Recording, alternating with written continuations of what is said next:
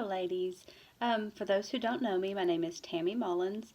And when Sherry Lyon asked a few weeks ago about doing lessons for the ladies each day, my first thought was, what a wonderful idea.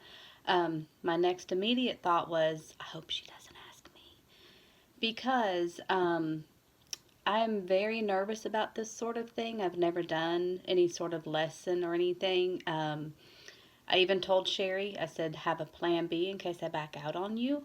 So if I sound and look nervous, it's because I am. But we'll get through this together. I've often wondered why it is that I am so nervous speaking like this. I'll talk to anybody. Just yesterday, I had a long conversation with a lady in the store I'd never met. Sweet, sweet lady. Had a great talk with her. But this makes me nervous. So, to kind of get along with our lesson today, the reason I'm nervous is because I know that I'm not qualified for this. I was not raised in church, as they say. I was 15 before I attended my first church service, and that was with Heath, who is now my husband. So I've always struggled with not knowing enough about the Bible to where I felt like I could discuss it intelligently.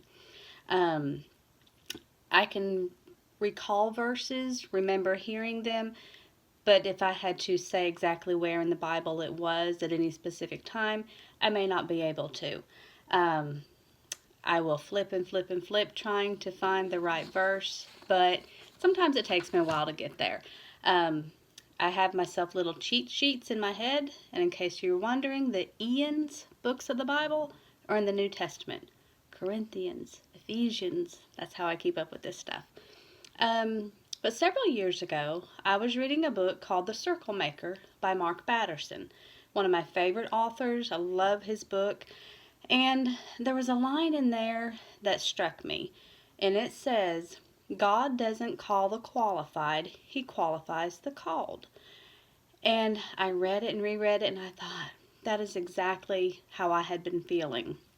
That I wasn't qualified, but I felt like God was calling me to do something. So, Romans 8:30 says, and those He predestined, He also called. Those He called, He also justified. Those He justified, He also glorified. As we know, God used Moses, and who didn't feel like he was qualified for the job that God was asking him to do either. God asked him to go to Pharaoh to bring the Israelites out of Egypt to rescue them from their suffering. In Exodus 3:11, Moses said to God, who am I that I should go to Pharaoh and bring the Israelites out of Egypt?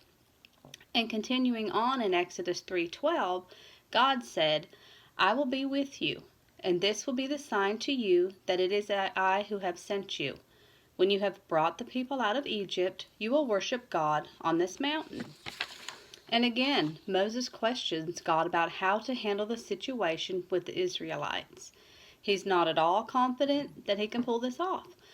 As we find out later in Exodus 6:12, Moses feels inadequate, possibly due to a speech problem, maybe a stutter or something of that nature.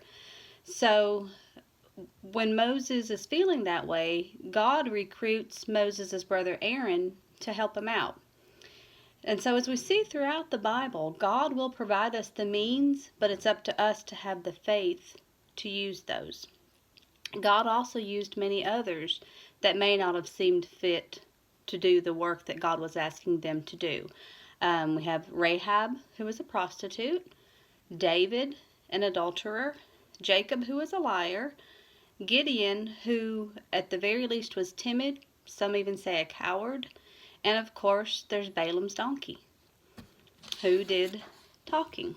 So, when you feel not adequate to spread the word, discuss the Bible, or just bring up conversation to people about Jesus, maybe spread the word, just remember what I said. God doesn't call the qualified, He qualifies the called.